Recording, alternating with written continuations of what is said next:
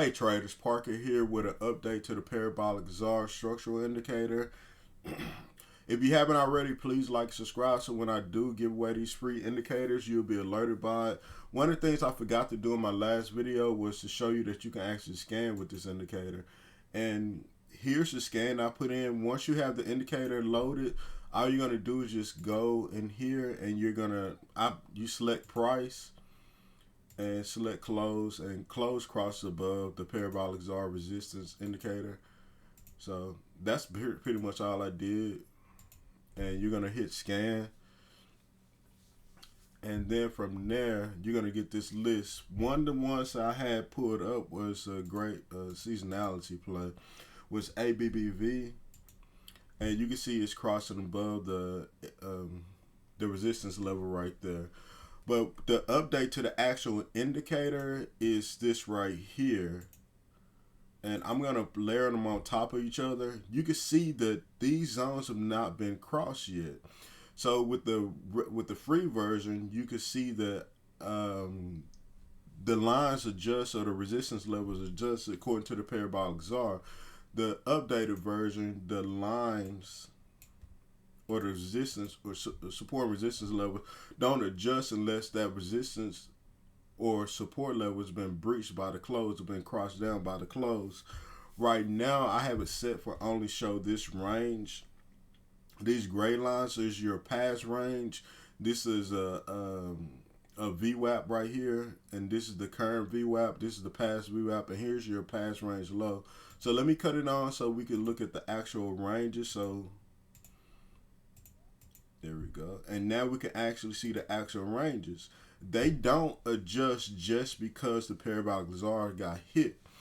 They adjust when the close breaks above one of those range high or range low, and then you'll get an anchor VWAP from that change, or from that from that change in the breach of support resistance.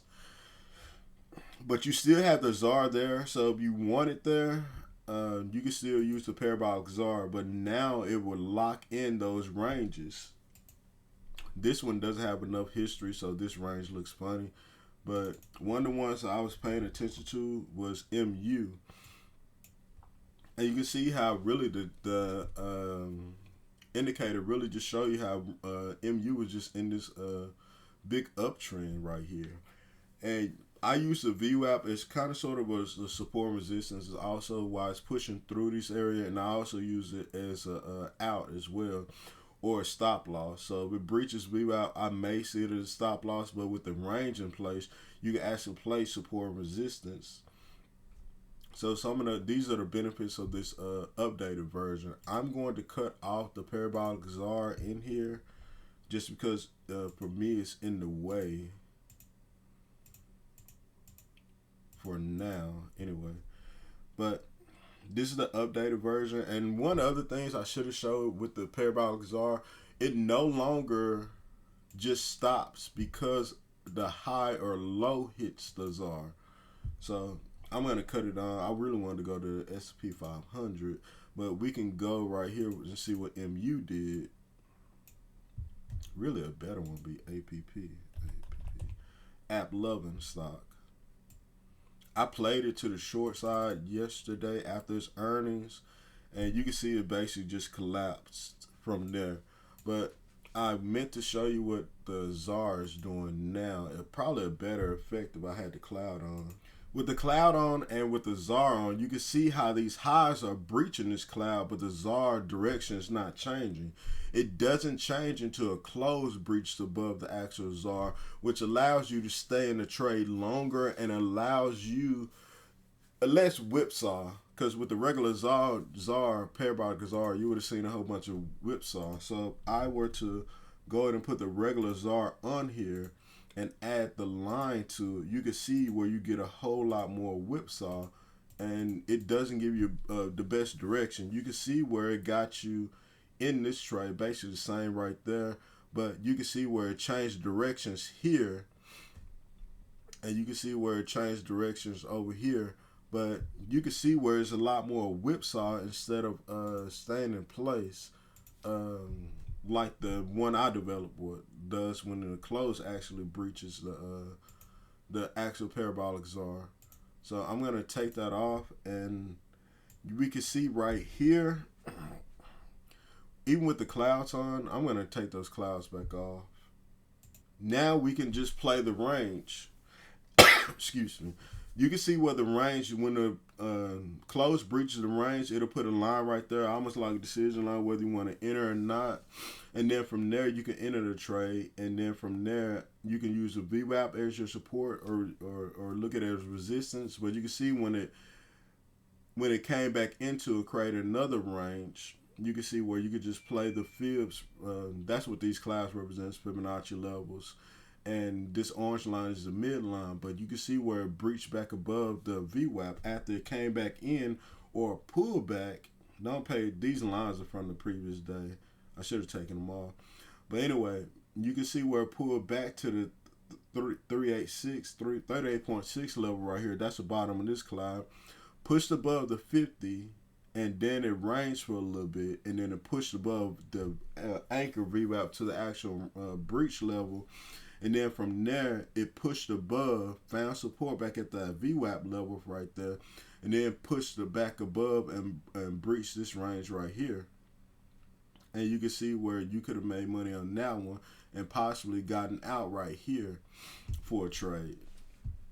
So that was app 11. And you can see where if you don't get a breach for a while, you would get a big range to play. You can see app 11 just ranged in here, and then you can see right here, as soon as the market opened up, it breached down, and then it used this high right here as your range high until another range was formed after the stock actually stopped going down. After the stock stopped going down, you can see where it formed this range, but you could have used this as your entry point right here. When the stock broke down below the range, as soon as the market opened up, it tried to push back above that, couldn't, broke down below this anchor VWAP, and you could have just rolled it down like I did. And I actually should have sold all my options, but I waited till the next day because I believe the stock was going to be lower, and it actually was, but it didn't go in the direction that I thought it would continue to go. So I'm not going to say I took a loss. I didn't make as much money as I hoped I would. You can see the same thing right there. We can go to the S&P 500 as well. And you can see where I actually lost money trying to play it over here. But I didn't have the range fully developed either. So you can see right here where we're just, what is it, the first 15 minutes? Or what is it? What, 5, 10, 15, 20, 30. Anyway, probably the first hour of the day where we just stayed in this range right here. And then we finally had a breach.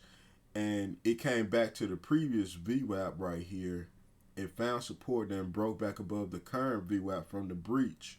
And then it found support, and it just pushed above. These gray lines that you're seeing also are from your previous ranges. So once a range is actually broken, you'll get this previous range high and low from there.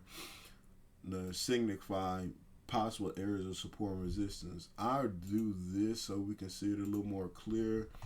So we'll go to those past ranges right there. I'm just going to make them purple to highlight them. Oops, I think I pressed cancel. Pass, go purple.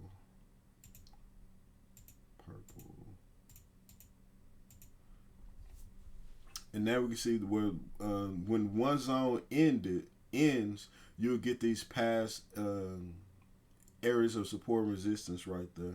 And you can see where it kind of works out. You can see this zone stayed in play because the close had not breached this lower range here.